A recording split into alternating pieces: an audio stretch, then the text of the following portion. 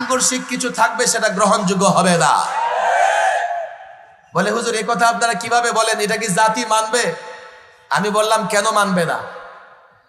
নির্বাচনের আগে ছাত্র সমাজ যুবক তোমাদের বলি, প্রত্যেকটা রাজনৈতিক দল একটা ইশতেহার ঘোষণা করে, আর ইশতেহারে কি বলে? আমার দল যদি ক্ষমতায় আসে আমরা কোরআন সুন্নাহ বিরোধী আইন করব না। কথা ঠিক না বেঠিক? তাহলে সব রাজনৈতিক দল কোরআন সুন্নাহর বিরুদ্ধে কিছুই বলতে চায় না, তাহলে কোরআন সুন্নাহর সঙ্গে সাংঘর্ষিক সব বাদ যাবে, এই কথাই তো বাংলাদেশের সবাই একমত। আর যেই কথায় সবাই একমত সেটা কেন সংবিধানে আসবে না? আসতে সমস্যা কোথায়? সমস্যা কোথায় আমাকে বলো। সমস্যা নাই, পশ্চিমারা নারাজ হবে, রক্ত আমরা দিয়েছি, পশ্চিমারা রক্ত দেয় নাই।